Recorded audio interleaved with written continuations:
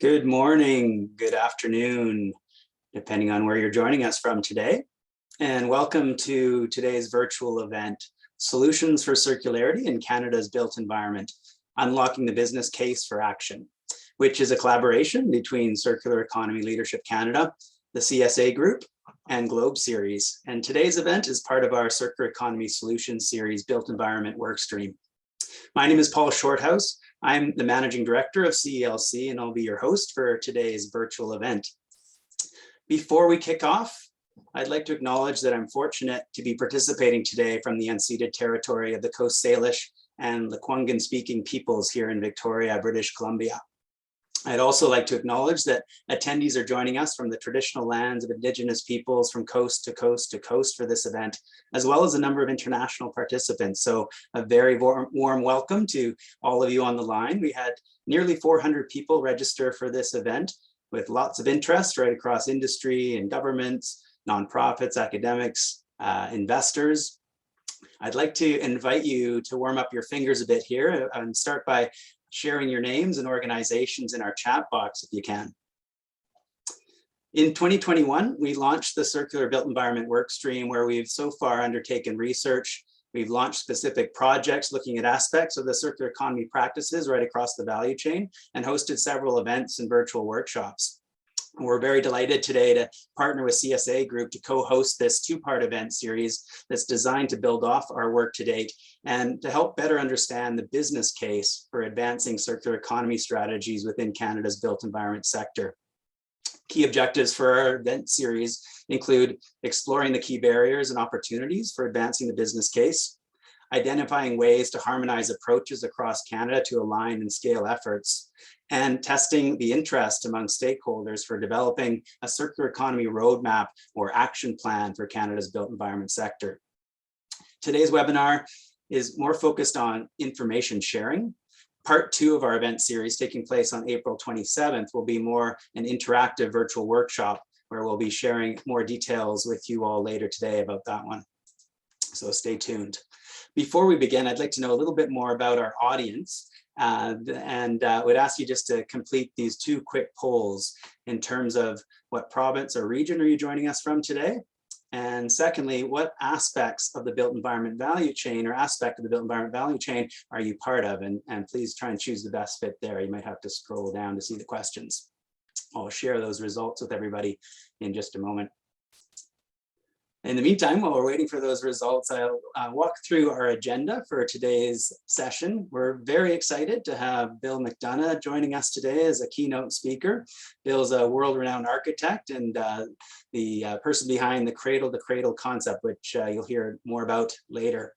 We'll then hear from a panel of leaders from both private and public sectors on the current realities and barriers for moving towards a more circular economy for the built environment here in Canada, as well as some of the key priorities that we need to focus on to really make that business case for action. I encourage you to use the comments box, add links, share your questions throughout the event. But just make sure when you're doing so to send the questions to all panelists and attendees so that everybody will be able to see your questions, and we can try and share some of these back with the panel as part of the Q&A portion later on. Oh, if we can just quickly bring back the results from our poll, share those with the audience. So a nice diversity from across Canada, and nice diversity as well across the value chain. So great to have everybody here. Thanks again for joining. I'd now like to just set the stage for today's webinar by sharing a bit of background context based on insights that CELC has gleaned over the last year and a half or so as part of our Circular Built Environment workstream. Canada's built environment sector is currently the largest consumer of materials and energy in our economy, and really the greatest impact associated with the construction sector is the ongoing need for virgin resource extraction.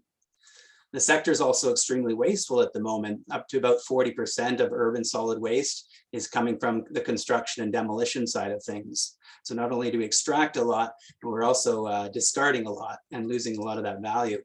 In Canada, about 3.4 million tons of construction materials are sent to landfill every year, and that represents about 1.8 million tons of embodied carbon in those materials. So when you're thinking about circularity in the built environment and how to maximize and recapture the value of materials and resources, it's really important to consider the three key principles of circular economy and how they apply. Number one being designing out waste from our products and assets. Number two being extending the life of our products and assets while minimizing losses. And number three, regenerating nature. And the circular economy provides a framework and business strategies for moving away from our current linear economy, allowing the full value of those materials and resources to be captured during their use and also at end of life.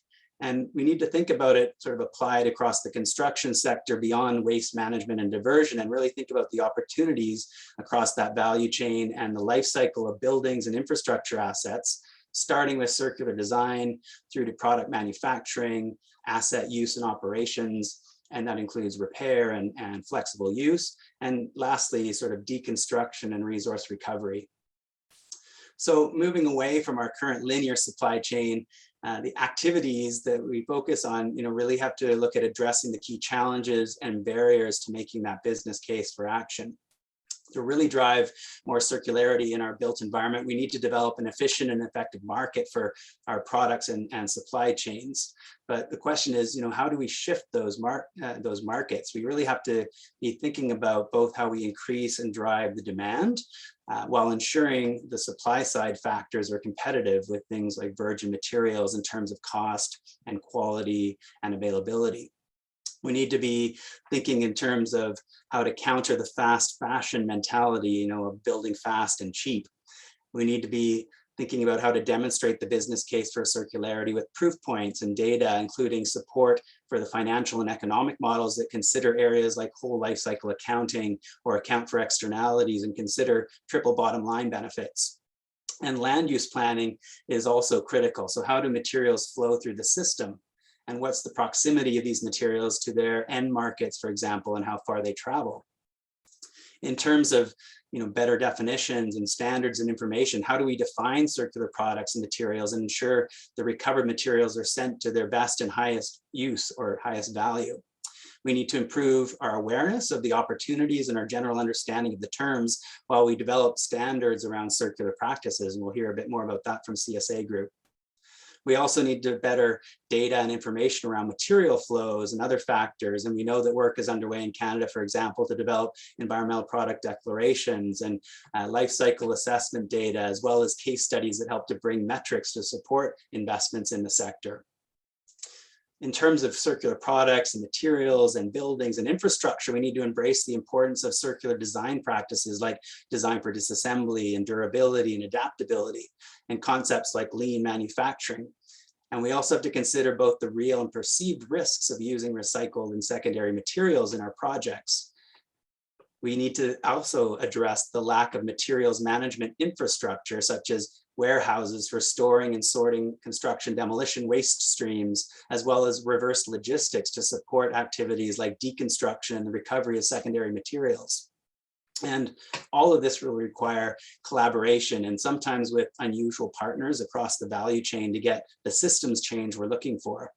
We'll need to really leverage new collaborative platforms and tools or technology and processes like integrated design processes or integrated project delivery or technologies like BIM. And lastly, from a policy perspective, we need to consider economic instruments like taxation or non-financial incentives and regulation to harmonize policies across Canada where possible for things like extended producer responsibility or municipal bylaws or provincial and municipal standards, both within regions or between regions and within provinces to provide sort of a greater scale of investment opportunity. And we need to use that power of procurement as a driver for more circular practices, products, and business models, allowing innovation in tenders that focus on outcome-based specifications. So those are all some considerations coming into this in terms of the making that business case for the transition. And just one additional set of questions here for the group. In terms of what you see today as the top barriers for advancing circularity within the built environment. And secondly, what do you see as the top benefits that can support the business case for circularity in Canada and the built environment sector? So just give you a couple minutes there to complete those. And in the meantime, I'm going to introduce our colleague at the CSA Group. I'd like to introduce Dwayne Torrey, who'll provide a few opening remarks from the perspectives of a leading standards developer in Canada and introduce our keynote speaker. Dwayne is the Director of Construction and Infrastructure Standards at the CSA Group, and he's responsible for developing the strategic path for Canada's built environment standards through continuous assessment of emerging construction trends and critical issues, including oversight on more than 250 different codes and standards. So Dwayne, I'll pass it over to you. Thanks very much. Thanks, Paul. My warmest welcome to each and every one of you today. It's my pleasure to represent CSA Group in co-hosting this important event with Circular Economy Leadership Canada and with the support of Globe. First of all, I'd like to thank Paul Shorthouse for his collaboration with CSA on several work streams of the circular economy that started off with plastics and now is extended to construction, infrastructure, and more broadly to Canada's built environment. I'd also like to thank all of the speakers, starting with our keynote speaker, Mr. William McDonough, and all of the stakeholders represented here today. We greatly appreciate you dedicating your time and resources to tackle this complex yet vital topic for the future of our economy. I want to take a few minutes just to provide you with an overview of who CSA Group is, why we're excited to be in this space, and what role we can play to help advance circular built environment in Canada. As a not-for-profit standards development organization, we've been working to fulfill our role as neutral facilitator, advancing standards in the public and private sectors for more than 100 years. The other separate for-profit and commercial part of the organization provides testing, inspection, and certification services. Many of you will be familiar with the CSA mark on hockey helmets, work boots, and on products around your home or your workplace. At our core, though, we're focused on enhancing the lives of Canadians through the advancement of standards. Our impact and involvement goes beyond Canada, though. CSA Group is accredited both in Canada and the US to lead the development of standards using a robust, open, transparent, and consensus-based process. At an international level, we help represent the voice of Canadians at ISO and IEC through Standards Council of Canada. And this international voice is important, given that the circular economy is indeed a topic of global relevance. CSA has taken a leading role on behalf of the Government of Ontario to manage the Canadian Mirror Committee that serves the ISO Technical Committee on Circular Economy, where one of the focus areas is construction and infrastructure. It's through our dedicated members that we're providing Canadian expertise into several international standards over the next year, working to ensure that they're going to be applicable in Canada. As such, we're both excited and well-positioned to help advance the circular built environment, both in Canada and internationally through standards. Now, I'd like to share a few words about how we operate and how we can support the circular economy. It all begins with standards development. Acting as a neutral facilitator and using our accredited approach, we work to help establish clear, consistent, repeatable solutions that are suitable for many scenarios. Research is a critical tool to help explore both the potential for new standard solutions and provide evidence to inform and accelerate standards development. Advocacy will be critical in driving public awareness of standards while promoting their value and use. And education can be leveraged to increase user knowledge of standards. At CSA Group, our 3,000 standards are developed by over 10,000 members dedicated to improving safety, health, the environment, and economic efficiency in Canada and beyond. In addition to construction infrastructure, we develop standards in 11 other focus areas, including environment, climate change, natural resources, safety and health, and electrical sectors. And it's going to be crucial to involve these when developing systems-based approaches. In construction and infrastructure alone, we manage more than 250 standards and codes through over 80 active technical committees. These nationally important standards provide a solid foundation that can directly support a circular built environment. First, we've placed emphasis on standardization solutions towards tackling climate change and are supporting government at all levels to move towards net zero carbon economy by 2050. Second, we've developed key standards and guidelines that directly support circular construction, such as deconstruction of buildings, design for disassembly and adaptability, and durability in buildings. And finally, several of our standards include provisions that support low carbon intensity solutions, where the outputs of one industry are used as inputs to another industry. These are extremely relevant examples to showcase as we move towards circular business models. The circular economy requires a systems thinking where it will be crucial to connect different paths of the economy in this whole ecosystem. And we believe we've laid the groundwork and we're ready to help roll it out from here. We're here to understand the path forward, and there is no better way to gaining more insights than to hear from our next speaker, Mr. William McDonough. William McDonough is a globally recognized leader in sustainable design and development. He co-authored Cradle to Cradle, Remaking the Way We Make Things, widely recognized as a seminal text of both the sustainability and the circular economy design movements. Bill is an architect with William McDonough and Partners, a firm known for having designed many notable landmark buildings of the sustainable architecture movement, including YouTube's headquarters in Silicon Valley, California, and Nike's European headquarters in the Netherlands. He also advises leaders on ESG, sustainability, circular economy, and the design of products and facilities through McDonough Innovation. Through Bill's third firm, MBDC, he created the Cradle to Cradle Certified Products Program and co-founded the Cradle to Cradle Products Innovation Institute, which administers the science-based, multi-attributed product standard that is recognized by the world's leading retailers, including Amazon and Walmart. Time magazine recognized Mr. McDonough as a hero for the planet, and in 2019, Fortune named him number 24 of the world's 50 greatest leaders. Ladies and gentlemen, please join me in welcoming Mr. William McDonough.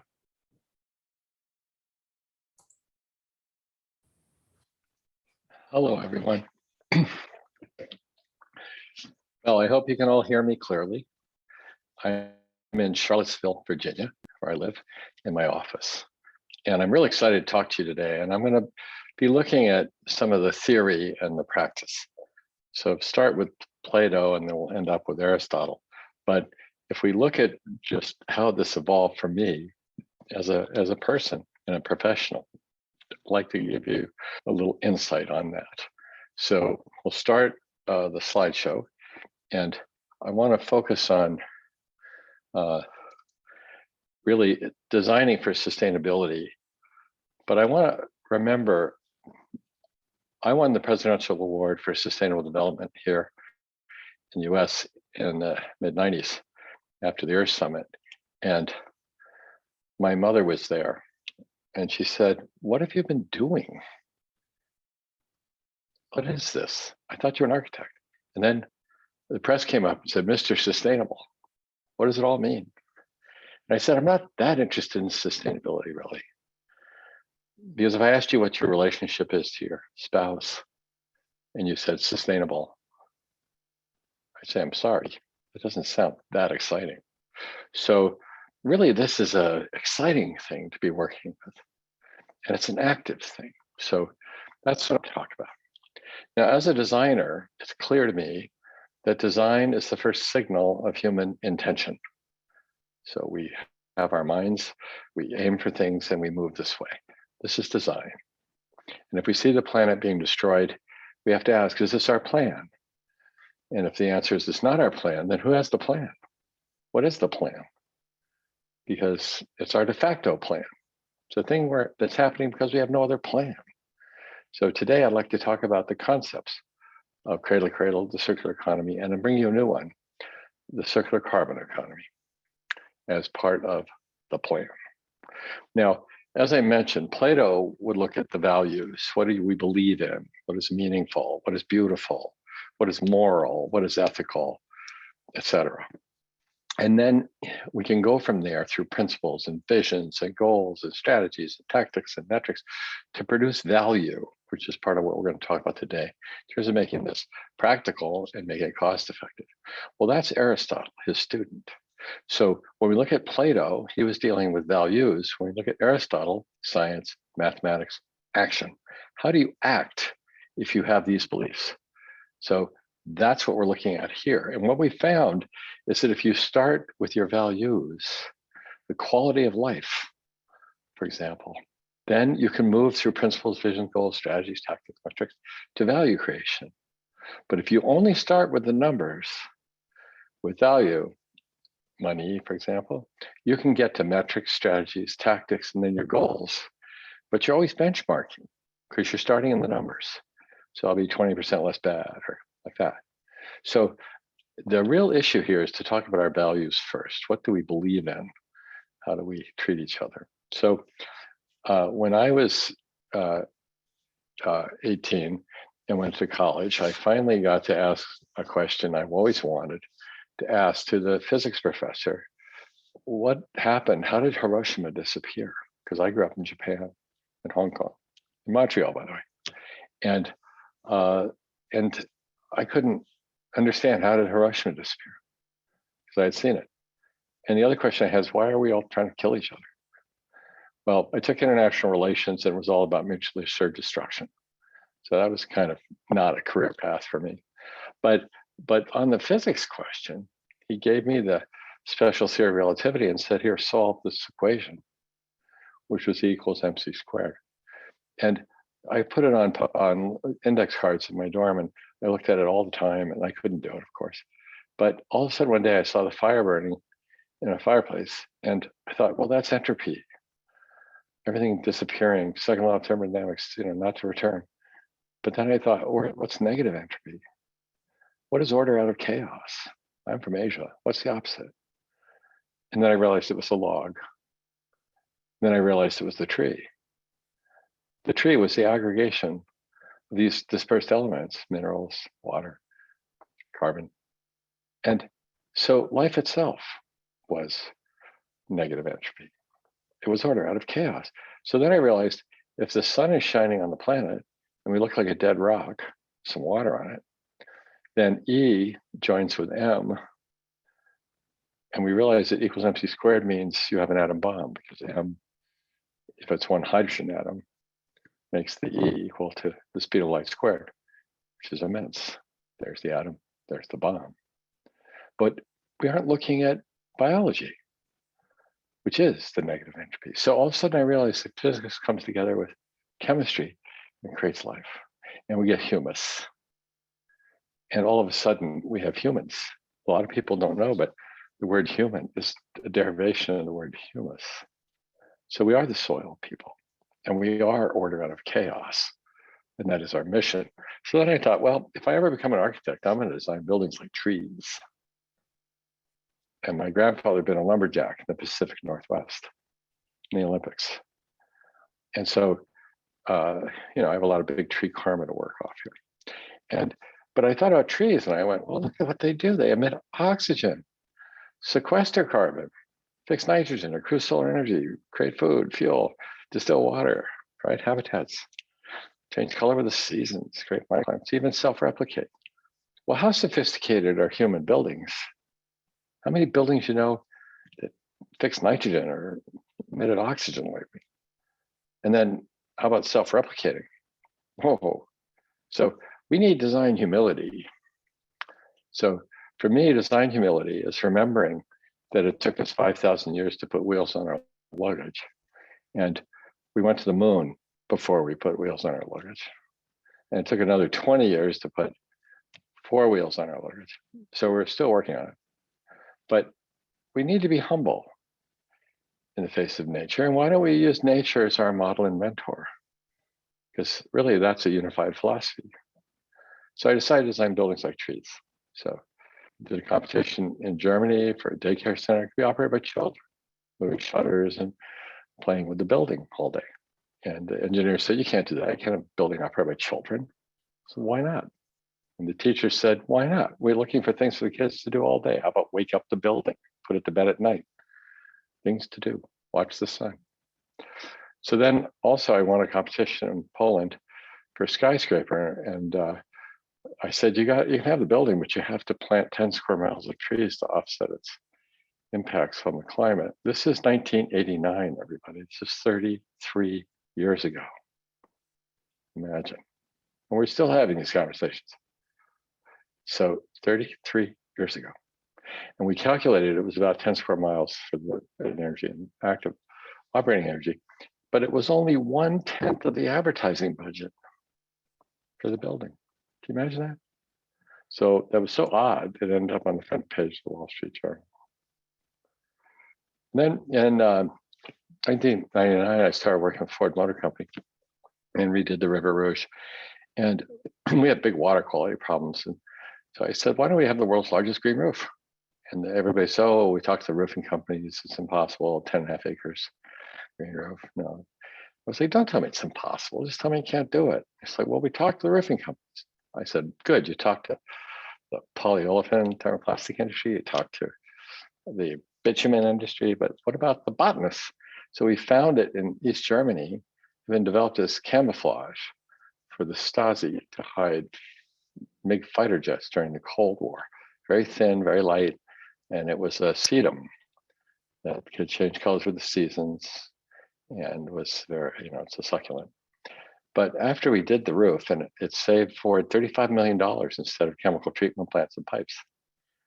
And on top of that, the birds started landing in about 5 days.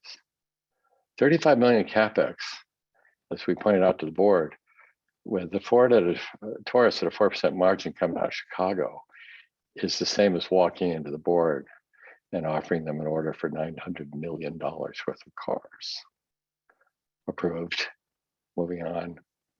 So these ideas are not things that we should all look at and say it's an added cost. We should look for value creation, because our values are, how do we love all the children of all species for all time? Oh, and let's go save $35 million day one. How's that? So the thinking of Cradle to Cradle is that waste equals food, use clean energy, and celebrate diversity. These are our 3 principles. So one thing's waste, another thing's food in nature. And clean energy is how it works, and we want to celebrate diversity, but not so much in technology as in biology. Biology loves diversity, and we want many kinds of birds and so on. Charles de Gaulle was asked what it was like to run France, and he said, what do you think it's like trying to run a country with 400 kinds of cheese? And you think about it, we want 400 kinds of cheese. I think it was 240 at the time, but we don't want 240 kinds of French plastic, because we can't really coherently deal with it. So in technology, we need coherency. So we do want to think about material passports, we call them, for products. Buildings as material banks, design for disassembly, so on. It's all in the book. And extended Proust responsibility. So Cradle to Cradle sees the world through 2 lenses, a biosphere and a technosphere. So we have things that go from nature back to nature. We have things of human use, which we call products as a service. And that's been picked up by a lot of people lately because it's exciting. And we call it products as service because what you want is a service of the object, not the ownership of the molecules per se. You want a beam that holds up a building. You want a bottle that carries liquid. You don't really think you want to buy polyethylene terephthalate. You're getting water. It's a bottle. So those things should be designed for reuse. So and even cars can be a service, as we say. So we know these things. So that's what we called that. So in 1995, I was asked by Steelcase, the world's largest furniture maker, to design fabrics for furniture. And I said, well, let's design a fabric that keeps you insulated and wicks away your moisture. So we used wool and ramie and warp and weft. But we also said no more persistent toxins, bioaccumulatives, endocrine disruptors, carcinogens, teratogens, birth defects, mutagens, or heavy metals. And we looked at 8,000 chemicals in the textile industry and had to eliminate 7,962. So the fabric was so clean you could eat it, and the water coming out of the factory is clean enough to drink.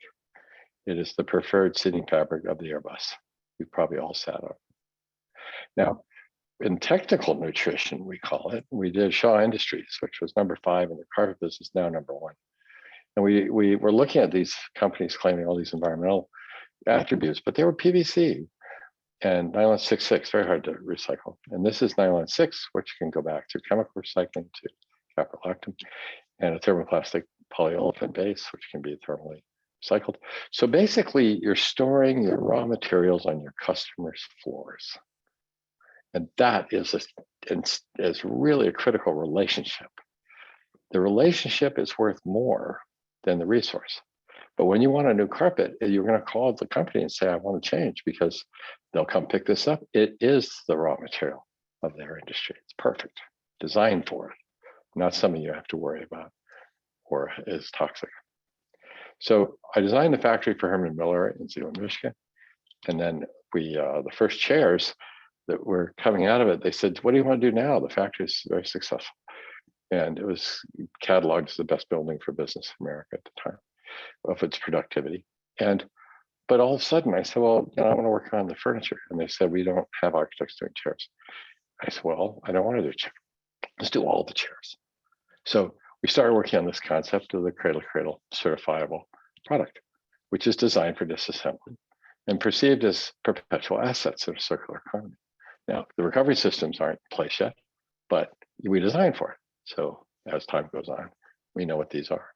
Philips was one of the early companies that we had worked with to adopt this. So we now lease these light fixtures in the Netherlands. We don't buy the fixture, we get it from Philips, and we change them out every 5 years to upgrade them, and then they get moved to someone else who could use them. So it's very exciting. So they own their raw materials, the indium and the gallium and the aluminum. These are the material in our industry. So we sell the light, not the materials. Now, the 5 characteristics of cradle to cradle are material health, circular economy, renewable energy, water stewardship, and social fairness. I call them the 5 goods. So that's what we do. And then we create a certification program that would recognize those 5 and then catalog them carefully. And so if you look at those 5 at the top, there's cradle to cradle framework for products. It's also the 5 predicates, or 5 of the predicates of all 17 sustainable development goals. You can't have any of these without those 5. So it's a really useful way of looking at things. Now, when you have an insight, like, oh, let's do a green building, or let's make an electric car, or whatever you're doing, you have an insight, and then you move to ideation, you start to dream it up. Then you start setting goals. Just imagine Elon Musk going, oh, I think we should have electric cars. Well, a lot of us can have that insight. There aren't that many people who can then go execute on it. But you start setting your goals, and then you develop strategies. And those strategies, in our case, were design safe and healthy products for all generations, for all time. Well, then it's time to implement. So we went and implemented the fabric. We worked with buildings like trees and so on. And they become standards. What's fun about that is the industry itself is creating a standard for itself, because it's not required to do it. These are just a good idea. But once they exist, then the policymakers can look at it and go, oh, I like that. If these people can do it so safely, why can't other people do it? So let's share that. Oh, and then the government gets involved and says, maybe we should make a policy. X renewable energy, X recycled content, whatever policy. And then we move to regulation and so on. So what's interesting is that I helped found the LEAD program that launched at the University of Virginia when I was the dean. And these kinds of things are really important because they form a standard that's done in the industry, and then regulators can eventually work with it when the time comes. So for the certified products, we developed this giant protocol that's chemistry all the way to the molecule. And so that's the standard. And then you work to certify against that standard, which is deep chemistry, as well as renewable energy, circular economy, clean water, and social fairness. So that was that. Now it's been picked up, wonderfully by Walmart. They've said all these cosmetics should be silver certified, cradle to cradle or above. It's nice. And then we also had Amazon announce that cradle to cradle. They called me and said, we think it's the best certification in the world. And so Jeff Bezos and I were part of announcements that Amazon have a program where you can get the best products. And so we started with cradle to cradle. Very, very nice. So when we see regulations, they're really a signal from a designer's perspective of design failure. Like, whoops, what have we done? And so if we look at a design failure in environmental legislation or in chemical toxicities and so on, these are what happened in the United States on regulations. And look at them starting in the 30s. And this is the ones around environmental regulation. But look at this, chemical pollutants. Now, think about what's going on right now with nanoplastics that are breaking the blood-brain barrier of fish in the ocean, or microplastics that we're starting to see everywhere, and even our bodies. So when you look at that, signals of design failure. So what is important is to remember your values about quality, Circular economy is quantity. So if you take the quality of cradle to cradle and you put it together with the technosphere, biosphere, technosphere, it's fundamentally the circular economy. And we break it into these two elements. But you've got to remember that not just going from linear economy to a circular economy, which we've been talking about I've been doing it for 40 years now. But what's beautiful, it's actually a fractal because it's self-similar to every scale. These principles of cradle to cradle applied from the molecule to the planet at every scale, like a fractal. And we move from conventional linear flows to circular flows. And we can start to think about positive systems at every scale. So we've even designed sample cities here for the China Development Bank, cities that feed themselves. The paper I'm holding here in Beijing 2 decades ago was Cradle to Cradle, the Circular Economy and the Search for Eco-Civilization. And I'm shaking hands with my co-chair from China, Madam Deng Nan, Deng Xiaoping's daughter, who ran the Earth Summit for China. So as we start designing this way with the buildings, we can get inspired by these ideas. And here's the first circular economy real estate development in Amsterdam. 100% renewably powered, purifies sun and water, so on. And every time we do a building, we improve the number of critical certified products. So it's always constant improvement. But one of the recognitions was that carbon in the circular economy is both a material and a fuel. So I wrote an article for Nature, and this picture was accompanying the article. And everybody looks and says, oh, what is that? Beijing pollution. For those of you who are from Vancouver, you will note this is your convention center. That's a fog. So it's not a scary picture, but isn't it interesting how our eyes can fool us? Carbon is not the enemy. We've demonized it. But what we really have to do is celebrate living carbon, which is us, and soil. That's positive behavior. Let's encourage that. And then we have durable carbon, which are objects of utility that last a long time or are now sitting quietly, and that kind of thing. And so those are durable carbon, and they work across generations. And then we have a negative behavior, which is fugitive carbon. So atmospheric fugitive carbon or plastics in the ocean and so on, that is a negative behavior. And these are toxins, wrong material, wrong place, wrong dose, wrong duration. So let's think that way. So in terms of thinking that way, I got asked by the G20 2 years ago to develop something I wanted to work on, which is the circular carbon economy. And you have to realize that at this moment, the amount of dry mass in the world of human-made objects exceeds that of all living things. Think about that. So I was asked to create this, and so we did it and presented it, and the 20 world leaders endorsed it. And the idea was to go from cradle to cradle to circular economy to circular carbon economy. And the reason is, same diagram, except looking at carbon, is that we're moving all this carbon from the geosphere to the atmosphere. And we have to cut that by 50% by 2030, absolutely. We have to adopt renewable energy, absolutely. And we'll never get to the climate goals in Paris without this moving as fast as possible. We also have to remove it by encouraging natural systems, regenerative systems, and we also have to do mechanical removal, even though it surprises people, because nature is not powerful enough to handle what we have to get done. So that's an important idea. So what it brings us back to is that being less bad is not being good, it's just being bad by definition, and less so.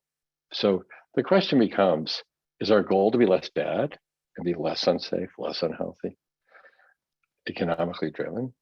If our goal is zero, it's actually not great for the kids. They get upset because you tell them, I'm trying to be zero and you have to feed and clothe you. Sad. No.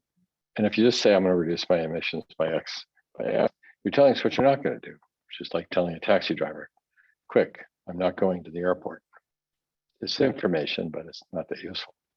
So our goals are to be more good, delightfully diverse, safe, healthy, and just, clean air, soil, water, and power, economically, equitably, ecologically, and elegantly enjoyed. So we take what we don't want and put it below the line. We take what we do want and put it above the line. So our target is actually 100% fabulous, not simply net zero bads, but 100% positive goods in a regenerative and circular economy. And we get rid of the net negatives, which are degenerative and linear. So we start by an inventory, we move through assessment, values, value, and then we develop our working plan. So the fundamental shift, the circular economy for me, is we move from the idea of natural sources. People call them natural resources. That bothers me. Nature doesn't have resources. Nature has sources. Humans have resources because we're talking about human utility. So our job is to take nature's beautiful sources and turn them into resources, and then again into resources. Welcome to the circular economy. Nature doesn't have a design problem. People do. Thank you. I love it. Wonderful, Bill. Thank you so much. Waste is food. Live off clean energy and embrace diversity. Love the principles of cradle to cradle. Thank you so much for sharing those insights and inspirations. I hope it's helpful.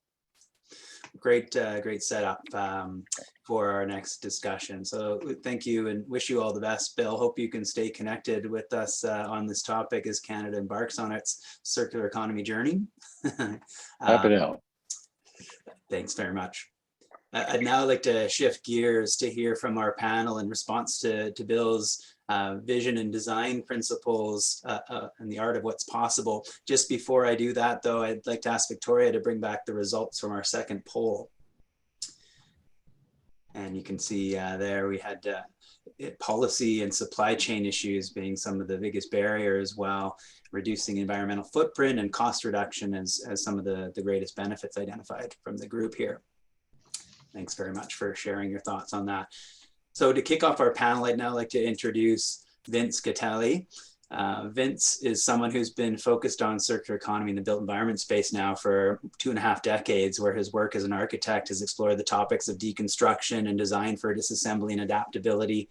He's worked to integrate these practices into a number of buildings or clients that include Mountain Equipment, Canadian Tire, the Department of National Defense, just to name a few.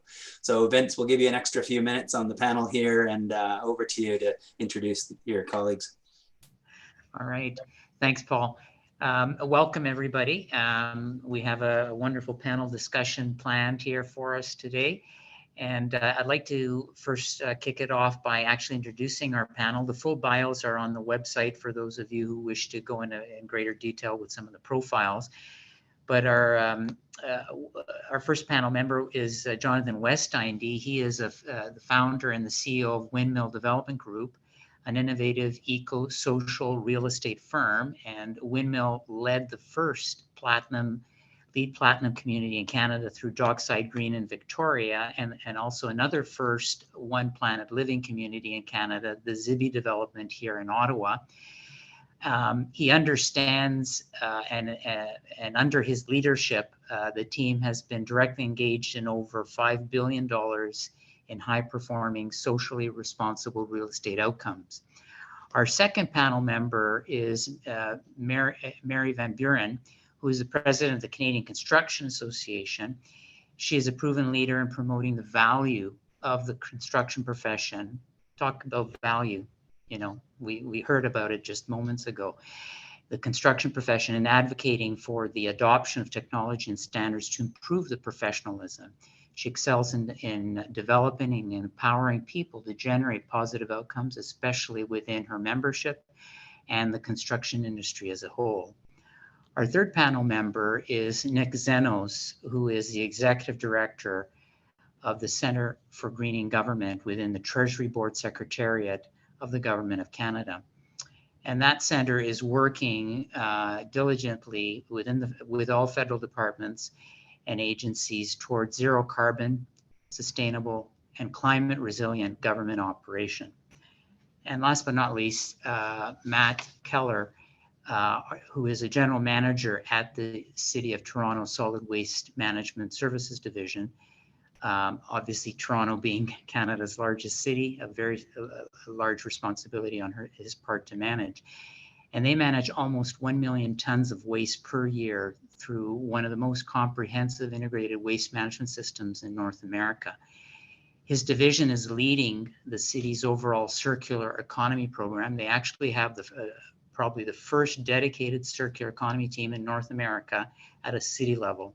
So I'd like to welcome our panel members who represent a diversity of the ecosystem within the construction sector.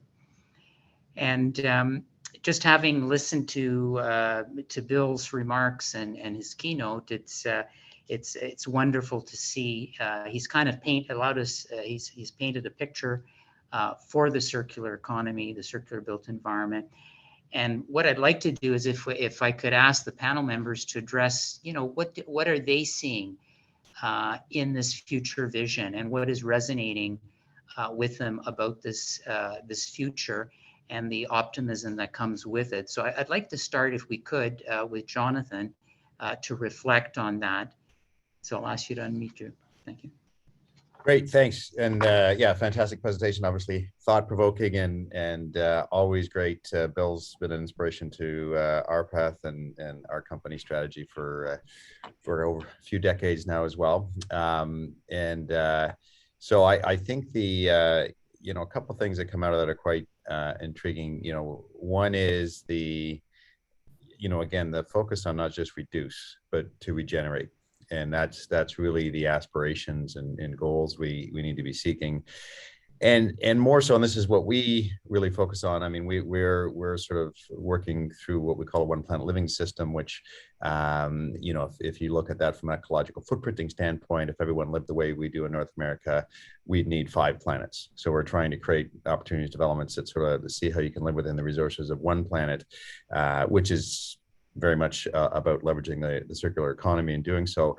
But it really comes down to not just looking at, what's a comparable cost to cost, but what is the value creation opportunities. And one example I'll speak to just quickly that is sort of hitting at home is on Dockside Green, which was the first LEED Platinum community in Canada. We implemented a on-site wastewater treatment plant, which in itself was hard to understand the economics, how that could work. We were working with a municipality that didn't have a waste treatment plant, and from all accounts, just on a line-by-line comparative, didn't make any sense. But as we implemented and looking for the value creation, what it resulted in is natural wetlands, waterfront properties that wouldn't have been waterfront by virtue of having to put these streams through the community, that sort of thing. And just the appreciation created by those natural assets more than paid for the system itself. And that's not something that would have been looked at in the straight sort of, okay, what's this waste system more like compared to that waste system? And so it's really, we are creating value. The more you can get back to sort of natural, circular, healthy, these are all values that are just hard to figure out how you put a tangible component to that, but they're there, and that's the challenge. So excellent. Mary, I wonder if as in the construction sector, what are you seeing that resonates in this future? Yeah, well, Bill certainly packed a lot of inspiration in 20 minutes or so. So my mind's a little reeling right now. I think one of the most exciting opportunities is that governments, not just in Canada, but elsewhere, are investing billions and trillions of dollars in infrastructure. So it's a once in a generational opportunity to build back greener. And certainly the construction sector can be that path to green. We have visionary leaders, and we've got some of them on the call today, and the talented men and women who are ready and willing to do that. So it's also a great time to attract our workforce of the future, because people want to have that connection to something bigger than themselves. And again, what an exciting time to be in the industry and to make those generational impacts. So overall, I think it's it's incredible timing. And I think another piece he's really alluded to was the ecosystem, and Vince, you used those words as well. And that's such a big opportunity for us to work better together. And by us, I mean our own ecosystem of owners and designers and builders and those who maintain the facilities, so that we're working much more collaboratively, so that construction contractors are earlier in the process. So I just see tons of upside, and again, what a great time to be in the industry and to be making these important advancements to net zero. Excellent. Yeah, thank you. Nick, I'm wondering, you have a lot of big shoes to fill in terms of as Canada's largest owner and procurer of goods and services and so on. What are you seeing that kind of excites you and is resonating about this future? Yeah, I think what's, I mean, again, the presentation was great and inspiring, and I agree with my panel members.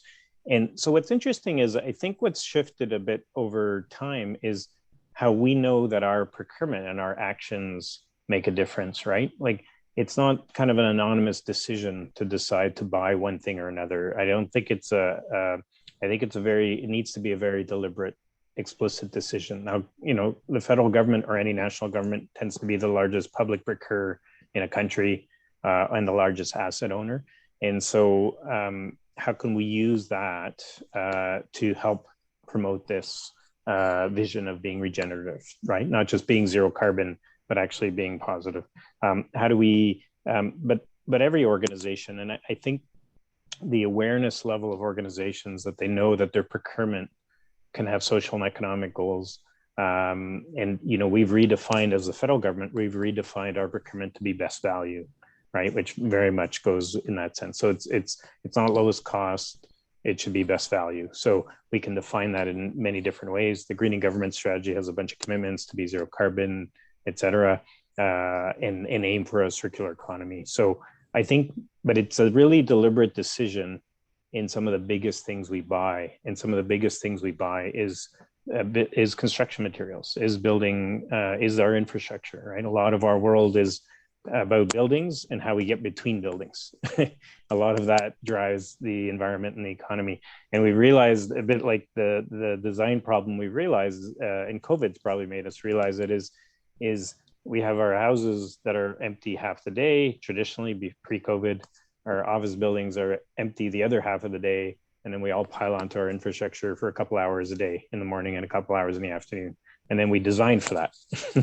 And so how do we repurpose, not to say redesign, but how do we repurpose and get the most out of this infrastructure that we can't afford to fix now to make zero carbon or zero waste or all that kind of thing?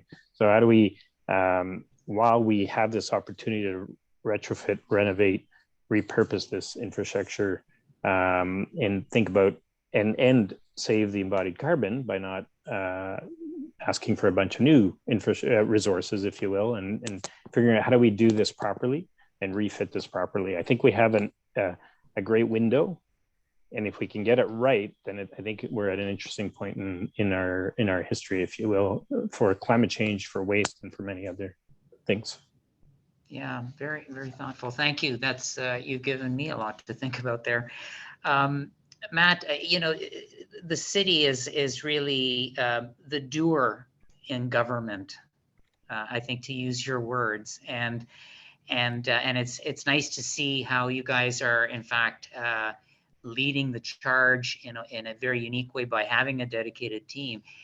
Obviously, the city of Toronto sees something in this future, and so I'm curious to hear, as the doer level of government and at the community level, what is resonating with you? What is exciting you about this opportunity for the community? Well, for me, it's just changing the mindset from a building, rather than having, you know, the resources in that building. That building is a bank, right? And if you design it in a way where those materials can be moved at end of life or end of purpose and be moved to another facility or another area, is really quite intriguing. And we need to make sure that, you know, it starts at the very beginning, from the design aspect of the buildings, of the procurement process, of the materials, so that can happen. And, you know, looking at buildings and in infrastructure, how we can disassemble pieces or reassemble them as required. So modularity is, I think, really important moving forward. But again, the piece that was really interesting was, you know, being a business and putting the materials into a building, allowing somebody to use that, and then when you need them back, you can take them back and put them into a completely different build. So that was a really great example, and something that we'll definitely be looking at in some of our construction work here in solid waste management. Okay. And Now, of course, there's the flip side. We can speculate, we can dream, we can look ahead, and it is exciting. And I'm quite encouraged by what we can see in the future. But there's a reality of today and the challenges, and I'm wondering if maybe, let's take the flip side at this point and look at some of the challenges and barriers, maybe just a couple examples. And perhaps maybe Matt, if I could start with you in this instance, what are you seeing as some barriers and challenges, something that the industry has to grapple with, and that you're speaking to the industry right now. So what do you want them to hear are the challenges that we need to grapple with? So I think that the biggest challenge is the need for the demand, right? Driving the demand. So, typically demand is through the consumer wanting that product and paying potentially in the case of most recycled and upcycled materials slightly more. Or there's the government side where policies are developed and either recycled content is mandated in materials, or there's incentives for buildings to have recycled content in them. So that's key, but it all also depends on having robust national standards that all the materials that are designed can be designed to a certain standard that fit the building code, that fit architects and engineers requirements for those buildings. And last but not least, in order to get all those materials out of the buildings, you need to have the infrastructure, generally at the municipal level or private sector, that can repurpose those materials to then be used in new or upcycled into new products. And so that gap too needs to be filled through the demand, right? So I think that the more demand that there is from the private sector and from governments in building circularity into their infrastructure, the more the infrastructure to support that and the standards will come. I think lastly, the information piece is absolutely critical as well, because no matter how much demand there is, we still need the supply of that raw material from, potentially old construction sites. So we need to track and monitor that so that when you do go out and want to build in that circularity aspect, there's the material available, right? So it's a very big challenge, but with the people on this call and on the panel, something I'm fairly confident that we could advance. Excellent. Okay. Yeah. Speaking of demand, it really is chicken and egg, isn't it? If you think about it, what comes first? The materials or the client side both have to accelerate at the same time, hopefully. Nick, you're grappling with that direct issue in procurement as an example, among other challenges. So again, I'm going to ask the same question to you. What are you seeing as those challenges and barriers that we need to, as an industry, have to solve basically and tackle head on? Yeah, I kind of group it in three things: the demand, the supply, and the kind of information in between that both need. And so, we have commitments like reduce embodied carbon from construction materials by 30% starting in 2025. So then what we need to do is build the knowledge and capacity of the buyers so they know what to ask for, because I think that's not a small step. Then the suppliers need to be able to provide the supply.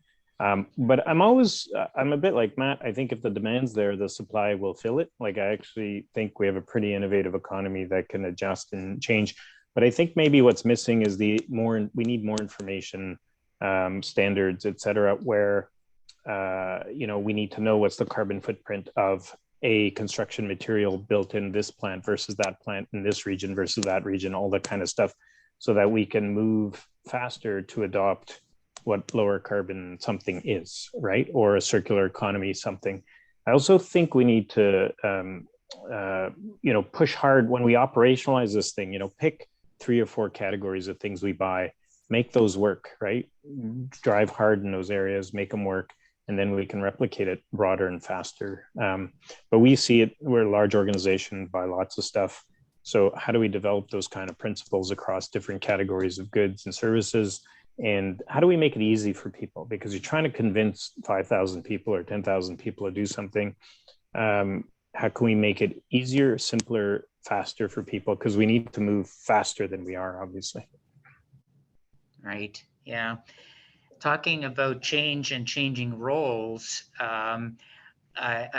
Mary, I wonder, I mean, the constructor is going to be potentially reinventing themselves a little bit because, you know, they're the keepers of these materials, both at the in supplying and procuring and building them according to specification and so on. What are you seeing as, you know, as a key challenge? Because I mean, you're really stuck realizing the building, the infrastructure.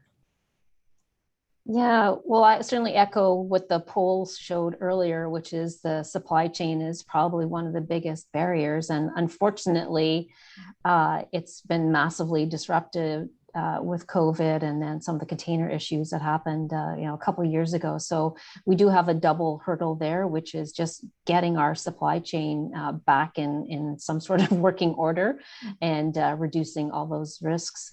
And then secondly, moving toward the green products and certifications. Again, that is going to come with some leadership from the owner side and the design community, and certainly from Canada's own manufacturers and suppliers, and the incentives that they will can take advantage of in order to be green leaders. And I agree, I think it's been remarked on several times where that's a huge opportunity for Canada. We are exporters as a nation, and so why not be leaders in green products? So that's certainly an opportunity. But there's, again, fierce competition for these resources. And if we look at electric batteries, for example, or batteries used for electric vehicles, and we see certainly more growth there, we need to also include our Indigenous communities. A lot of these resources are on their lands. And so making sure that that they're part of the equation. And that was a message that Bill brought as well around celebrating diversity. So we need to get better at working together. And Nick talked about the federal government taking the lead in looking at procurement as value. But not all public agencies are doing that. And it's tough. You know, you get it, you're a municipality, you only have so much money. And it's harder for them to move to the life cycle approach, looking at both the cost to build and then hopefully the reduced costs over time, and certainly the opportunity for a reduced footprint. So those are certainly some of the challenges that we're seeing, but you know, encouraged to hear the discussions today. Yeah. And Jonathan, you're in a unique position, and frankly, I've always seen you taking considerable risk compared to your peers. Now that things are changing, as we know, but where do you see the challenge and barriers? You know, when you look at your sector in particular, who are trying to realize the developments and so on, not quite owners. Sometimes maybe you might act as an owner on behalf of an owner, but where are you seeing the challenges? What's it going to take for that, your particular sector? Well, I think I agree with everything that's been said so far. So not to repeat that, maybe I'll go on a bit of a tangent, which we've always focused on as well, which is there is a need for financial innovation and all this relative to the context. Like, we are a society of instant gratification, first cost being the cheapest, rules everything else is secondary. And you know, we learned, you know, I was on the founding board of the Canada Green Building Council, which for 10 years we just heard a LEED building is a higher first capital cost, even though you could do study after study show the life cycle benefits. And over time now, you know, your average institutional investor would not even think about, you know, buying a commercial asset unless it's because they understand now the resilience and the durability and the other things that are value oriented, and also understanding how to sort of underwrite the life cycle benefit of that. And so I think as we get into all products as it relates to looking at regenerative is how do we get the thinking past first capital cost and looking at things that are life cycle beneficial, which in most cases they are. And then that gets to disruptive business models. So when you start looking at that, meaning, okay, that's like, how do we get spaces used 24/7 as much as possible? How do we get cars utilized, in such a way that they're always on the road? And that's when we start getting into, as Bill touched on before, where we're talking about a lot of these products now come to the market as services as opposed to purchase, because you can underwrite the life cycle benefits of those sorts of things. So there's getting to kind of a universal language understanding, such as the cradle to cradle certification, where we can assess and value and understand A to B, and then understand how you can sort of look at a life cycle value versus a first capital cost issue, which it is, and what is that value, which has been touched on, and then what's the business model that can now make that easy, convenient, and give a sense of instant gratification, which is unfortunately how human nature works. Right. Yeah. And I mean, you're as a developer, you're I kind of see you as an architect. I see you as a client, obviously, and a key decision maker, and so on. And so I'm wondering, beyond looking at the barriers and some of the things that you've just discussed, especially on the financial side and so on, which is without a doubt, I can't argue, you are definitely 100% correct. We have to think differently about things, especially on the financial side of things.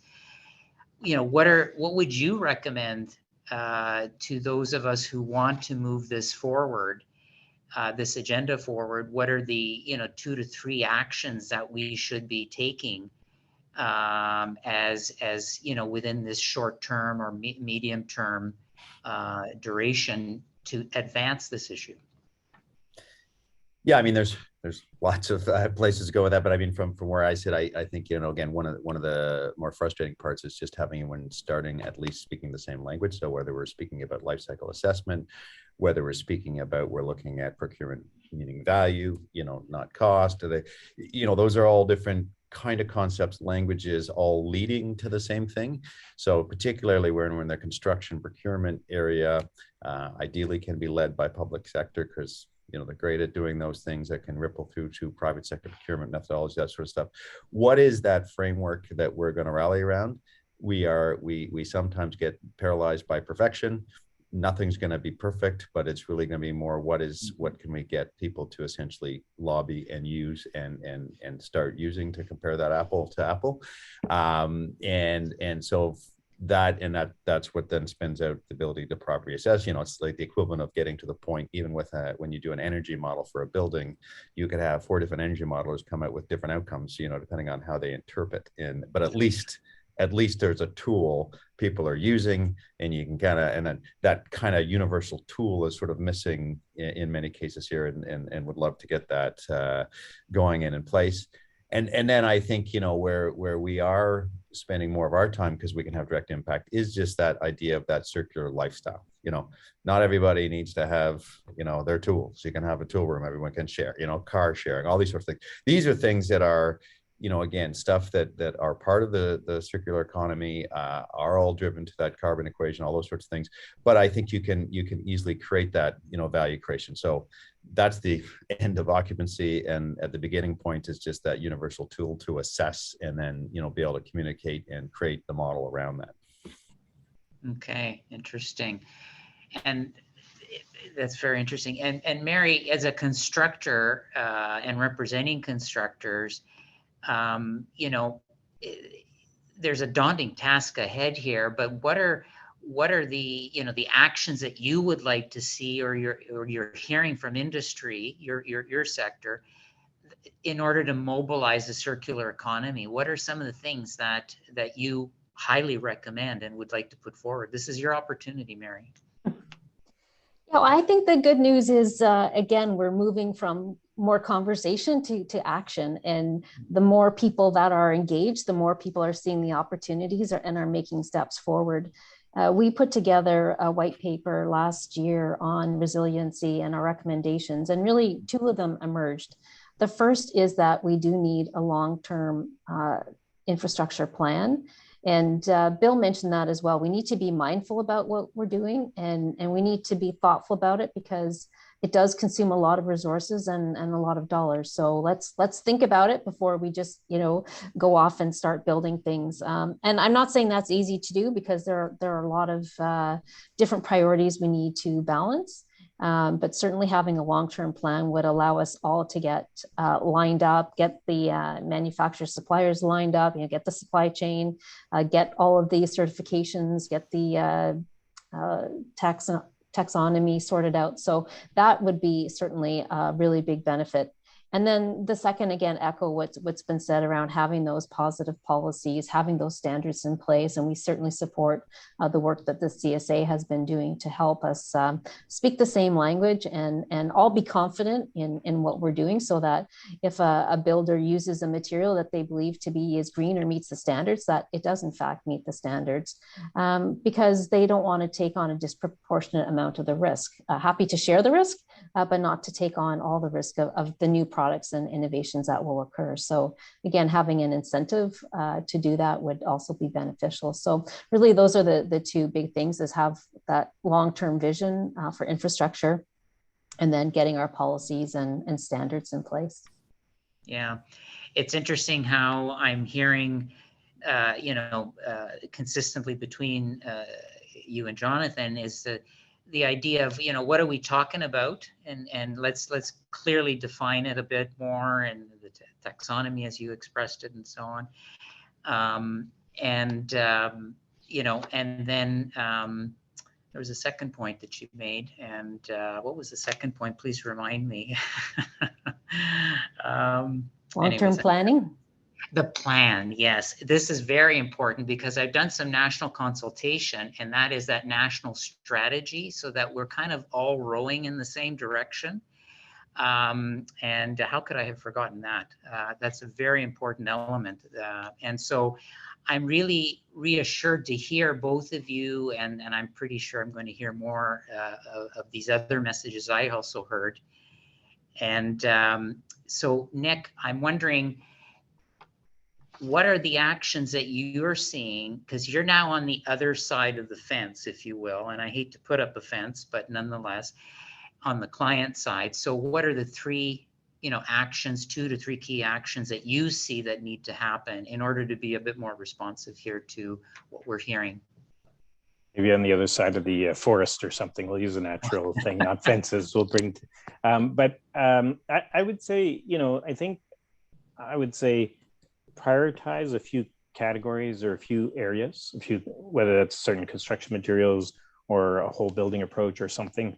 Prioritize a few areas, pick the greenest or most innovative at scale, large though. So like we're trying to work with other large green public buyers so that you can create a demand. And then basically you got to answer kind of 2 questions, which I always find are the 2 questions that I always get. How much does it cost? And does the technology exist, right? And so in the cost, the answer is think of it over a life cycle, think of it over a broader best value type of scenario than we used to. And then the technology, often the technology or the supply will exist. We just need to educate the buyers. So in my mind, pick the biggest, greenest buyers, pilot, demonstrate a few areas in a few specific categories. But what often happens is people aren't all at the table. Like you don't often have the suppliers with the buyers and the standards type information, technical people at the same table. People often will do this independently. And so they then have to, even if the supplier makes the supply available, they then have to re-educate the buyer to convince them that it's okay. And then they have to re-educate the standard setters or the codes people to say, it's like, why don't we try bringing the 3 together at the same time, accelerate that, and then make it happen, because we do need to move faster. Yeah, and interesting. So I'm hearing, kind of a systems level way of thinking here, and an integrated way of thinking, and also picking some targets. And I know you guys, not to put it out, well, I'll put it out there because it's public information, and that is the structural systems that you guys are looking at and addressing with a target for 2025. So that includes, obviously the key structural components of concrete, steel, and wood, and so on. So I'm glad you're actually practicing what you're preaching today, which is focusing, and thank you for focusing on structural systems. Yeah. Now, Matt, I'd like to kind of ask you the same question. And I know that you guys at the city have done some very deep diving into this issue with consultant reports and all kinds of other things. What are you seeing as at the community level as your 2 to 3 key actions and things that we in the industry here that we're talking to could be assisting with? I think a more robust and comprehensive data and information on material management. Knowing what buildings are potentially coming down, the volume of materials, how does that feed into potential new feedstock on not just a municipal level or a provincial level, but a national level, and just being able to gauge how many tons of resources are available from a demolition or a reconstruction, I think is really key, because then that helps build the demand, and you can model that out and frame it, knowing year by year on estimate, what buildings would likely come down and the resources from that. A couple other pieces were touched on already with like national standards and the universal tool. But one of the pieces that I think gets built into the cost benefit analysis is, the cost of demolition of the current building to build your new one, but not the demolition or retrofit or reuse of the building you're going to build, right? So having a full life cycle wrapped into that cost benefit analysis and making sure that the triple bottom line aspects are taken into consideration for best value, but knowing that someone, whether you will own that building and redevelop it or someone else, will have to pay to put that building potentially and most likely in the ground somewhere in a landfill, and the environmental costs of maintaining landfills for 50 to 100 years after they're closed well exceed the potential cost of, a couple numbers on a spreadsheet for the demolition, right? So bringing that in. But I think too, we need to look at what provincial and federal governments fund. And so when we're looking at what governments fund, it's typically new, nice, shiny roads or buildings that you can cut ribbons on. They very rarely fund, big retrofit or the maintenance of existing infrastructure, right? It's not out there front and center. So the more we invest in maintaining the buildings, the less buildings we need to demolish to build new ones, or roads or other built infrastructure. So, and maybe that has to do with, adjusting how we issue debt within the provincial or the federal financing structure to support more, rehabilitation, retrofit, and maintenance, but also too on the private side, potentially there's adjustments on the tax code that could be done to incentivize perhaps faster writing off of green builds versus regular builds, or vice versa, whatever works well for the business to make their business case. So that's just a few things from my end. Okay, very good. Paul, I think you've been monitoring the chat, and I'm just wondering if there are any pressing questions that we can put forward to the panel at this point. Yeah, it's been a very active chat. Lots of good discussion, lots of questions here. I've been compiling a few to bring to the group, and given the number of questions that have come in, maybe we'll put a few forward, and 1 or 2 people can respond to a question kind of with snappy first thoughts, and then we can get through a few more questions on the list if we can. So the first question I'm going to put to the group is there's a general sense from some that building codes are a bit too prescriptive. We know that there's a model code, and then the provinces manage sort of the building code updates, et cetera, with input from industry and others. The question is, how can we make building codes more flexible to enable more use of secondary materials, wood, metal, while still ensuring sort of safety, efficiency, et cetera? Anybody have thoughts around the role of the building code and its ability to enable kind of circular economy materials and practices? I'll maybe jump in on with a comment, which is true of circular economy and other things, is that right now we kind of move our building code sort of from one prescriptive level to lots of consulting, lots of time go by, lots of things become out of date, whatever, until there's one next wide sweeping change. And, we're moving into a need to be a bit more dynamic, a bit more flexible. And there really isn't the concept of piloting. and trying things out and getting controlled failures, to sort of know what to put in place until we get to perfection. And so it is with some of these things, it doesn't directly apply, but it is how can we get, sort of an ability to sort of not necessarily make building codes completely more flexible because they're hard enough, but allow for piloting and effective some R&D within the cycles of codes to evolve things faster. Yeah. Just speaking from experience, Paul, part 2 of the building code does allow for equivalencies, but it's not easy. So how do we make it easy? I have actually used part 2 for product equivalencies on the mountain equipment co-op projects, both in Winnipeg and Ottawa. But again, it wasn't easy. And to reinforce prescriptive versus performance, performance is really where, and the energy codes are seeming to move in that direction anyways. And I suspect more will be moving in that direction in other regards of the building code as well. Is there any? Yeah, well, why don't we jump to another question then? So a question about how circular economy still sort of sits in the area of reuse and recycling and less around sort of addressing reduction of material use. I'm just wondering if the group here has any thoughts around how the development and construction sectors can sort of address the kind of opportunities around circular economy and the upstream kind of reduction side while continuing, to build and grow in that sense.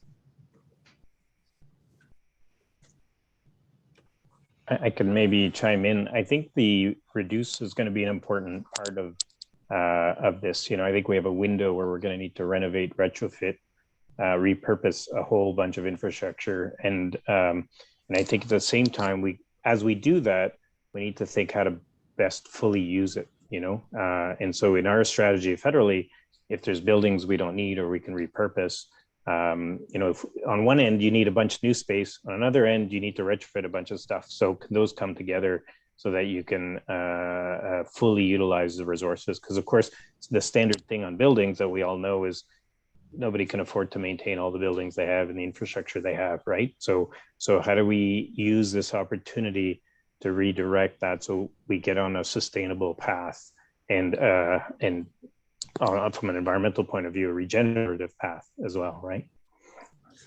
Great. And if we think back to Bill's points too around design is such an important part, if we're thinking about design for disassembly and adaptive reuse, et cetera, then those materials can likely go back into new projects at the end of their use at time of renovation, et cetera. So lessening the demand for virgin materials, for example.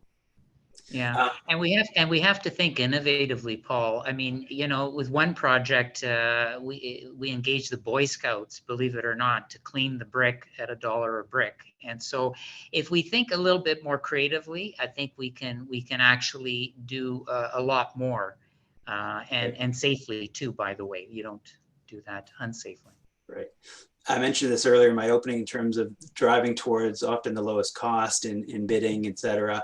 I wonder if the group here has a thought around this question, which is how do we get everyone thinking about costs over the life cycle of assets or buildings versus the current sort of limited upfront purchase price?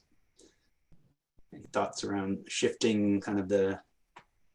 Mary, do you have any thoughts on that?